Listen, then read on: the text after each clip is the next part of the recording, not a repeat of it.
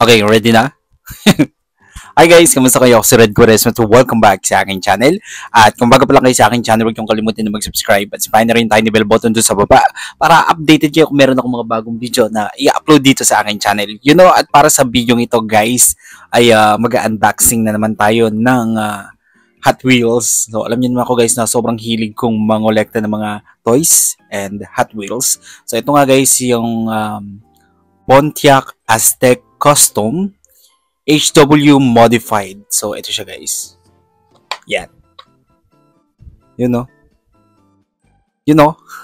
So, ang mura lang ng Hot Wheels dito sa SM City Tarlac, 129 pesos lang siya. So, yun yung kanyang price tag. So, ito siya. Alright, tara i-unbox natin to. Bababa ko lang yung mic ko. So, lagay natin dyan. Hello, naririnig niyo ba? Wala akong maisip na content guys, kaya ganito na lang mo.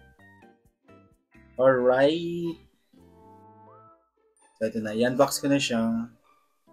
Ay, dali, magta-thumbnail muna ako. Alright, okay na. Okay, ito na, i-unbox ko na siya. I-unbox ko na siya guys. Hawakan ko na lang ba yung mic ko? Pag nilalagay ko kasi dito guys, is maingay yung mic. Ang daming kaluskos. So, ito na lang. Yan, lagyan natin ulit. Ang kulit eh. Ang gulo eh. Ang gulo, no? Alright. Ito na. Wow, ganda niya, guys. Oh. May lamok pang dumaan. So, ayun siya, guys. Ang ganda ng kanya, no? Yung mga legit na original na Hot Wheels is nakalagay is made from Malaysia siya guys. Kaya check nyo mabuti. Ayan, nakalagay siya. Made in Malaysia. Kita nyo ba? Alright.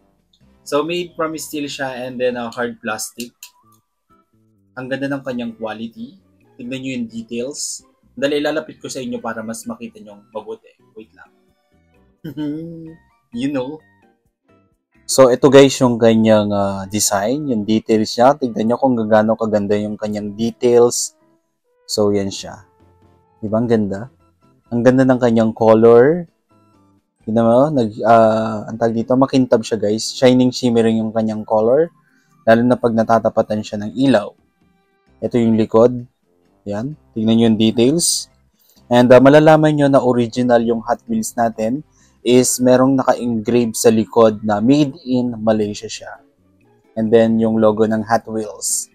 So, yan siya. Yan, baliktad. So, yan, nakalagay dito is yung pangalan ng car, yung kanyang logo na Hot Wheels, nakalagay dyan. Tapos, yung made in Malaysia, naka-engrave talaga siya. Tapos, yung copyright 2023, Mattel 1186 MJ1 and L. So, yan siya. So, ito guys, made from steel. Yan. And hard plastic. Combination siya ng made from steel and hard plastic.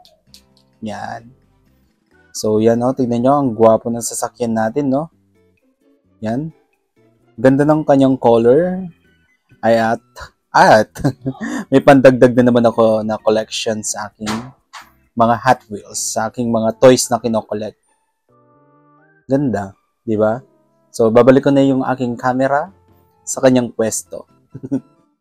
Okay guys, thank you for watching. At kung nagustuhan nyo itong video na to, bigyan nyo ito ng malaking likes.